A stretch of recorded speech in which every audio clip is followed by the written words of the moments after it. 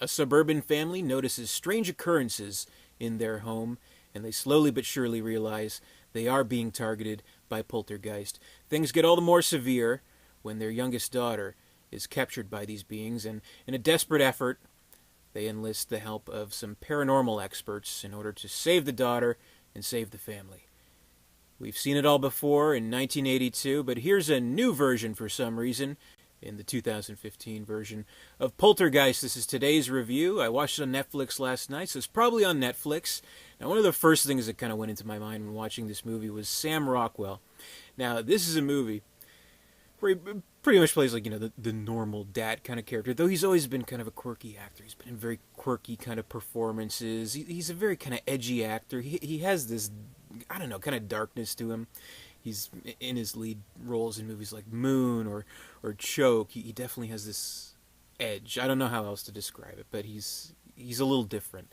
And watching the movie, I was just kind of hoping, man, I hope this is one of those movies where the father slowly goes insane and becomes a threat in and of itself, in addition to the spiritual happenings, like with The Shining or Amityville Horror or something like that. But having seen the original Tobe Hooper, Steven Spielberg original, obviously, I mean, unless they made some huge changes, kind of realized that was not bound to happen, which is kind of a disappointment because we have this kind of normal father character, kind of a little bit weird, a little bit different. He looks a little on edge. I don't know how else to put it. It would be so great if he went insane and killed everybody, but that's a shame. And I kind of thought, if they were to recast The Shining, I think Sam Rockwell, I think he'd be perfect as Jack Torrance. I really do, and that's where I'm so conflicted. Like, I feel like I'm of such a split personality when it comes to remakes. Like, in some cases, I'm like, why would they ever remake this? I did a video myself, top 10 movies never should be remade. But then there's other ones where I'm like, I wouldn't mind like a million remakes of this. Like, that's one of them, The Shining. The original 1980 film, obviously adapted from the Stephen King novel, one of my favorite movies, if not my favorite movie of all time.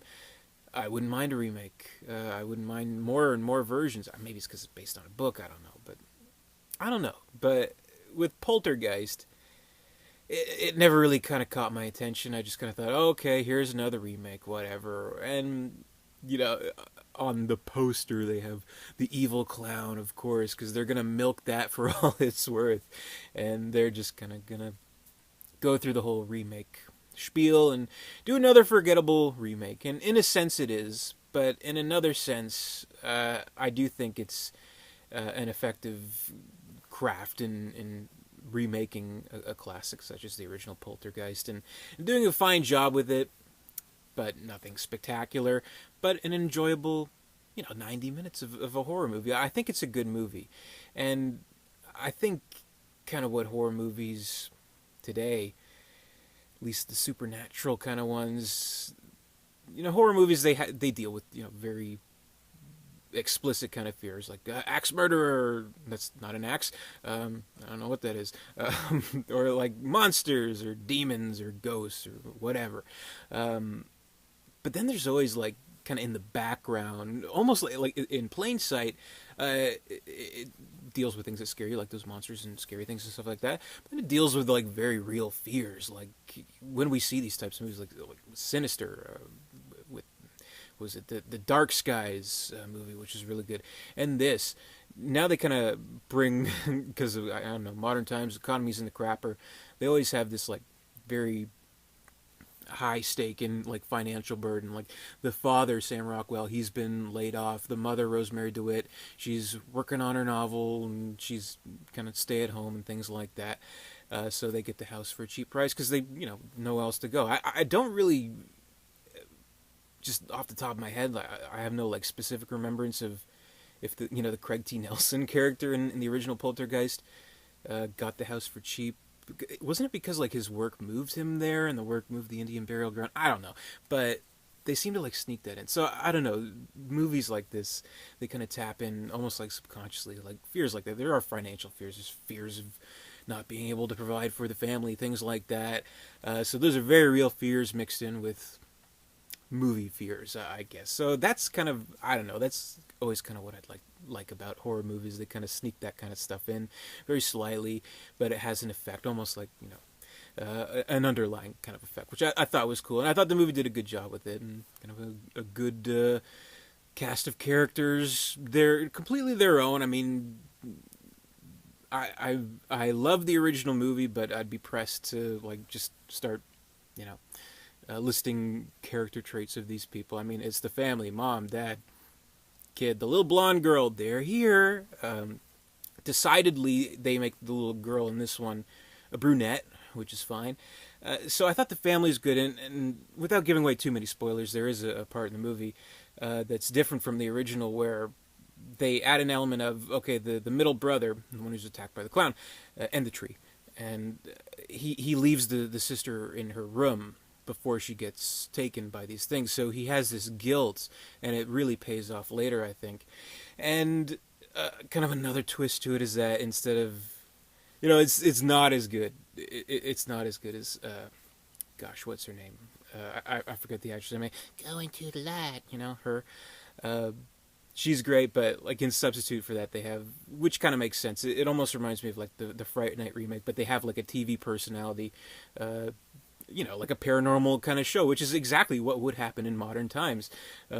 All these paranormal experts have their shows, so of course they would get Jared Harris, who's amazing in his role, really, really good, really kind of brings the movie up a notch in the last act, and he's great. So I think that was a good kind of twist to it. And there's new twists here and there. I mean, they don't make like such a desperate effort to replicate the movie. It's the same plot, but I mean, really, when you get right down to it, you're just selling the name anyway. Because a haunted house movie, it could be any movie, Amityville, Poltergeist, whatever. That's why all these movies have generic titles: Sinister, The Conjuring, Insidious, Oculus, whatever the fuck. Stupid names, but it's a ghost. That's it. So I mean, the movie does that well, and I think the family is good. I think they're good characters. I think for what it is, the situation is convincing, and it tries to bring its own little things to it. Like there's a really cool effect with like the lights. Like you see a light bulb go up, and then like an orb of light kind of trail around the room. I thought that was really cool. And there's another scene where they are trying to communicate with the daughter in the other spiritual world, and like we can see her shadow. She's in this world, but she's not really. She's kind of in a parallel ghost dimension. Paranormal Activity is another example of a very, very generic title. And there's Paranormal Activity, the ghost dimension. Anyway, another cool part. We actually get to see this dimension, which I think is kind of cool. Like in the original, we didn't see it.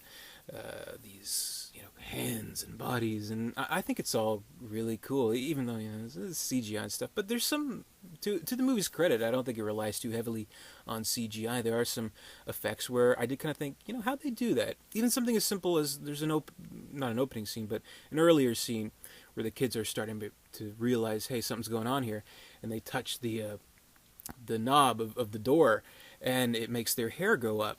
And I'm like, how'd they do that? Was that CGI, or did they like rig one of those, static electricity things? I don't know. So that got me kind of thinking, and little things like that. So I think it's a good effort. I think it's a good movie. Ultimately, yes, it is forgettable, but for the hour and a half that I watched it, thought it was a pretty solid remake. I thought it did a good job. So to my utter surprise, I really, really enjoyed it. So I would rate Poltergeist, the 2015 version, 3 stars out of 4. While the original movie will always remain the best, I think it's a fair update with the strong sense of its characters, and it does have its effective scares. So I liked it. I was surprised. I got on Netflix. Maybe I'll watch this. Watched it, enjoyed it. So what else can you say? On to the next one. On to the next remake. What are they going to remake next? Remake The Shining again. Sam Rockwell as Jack Torrance. So that's my review. Thank you very much for watching. Be sure to comment, rate, subscribe, all that good stuff. Visit Derek237.com. And until next time, I'll see you later.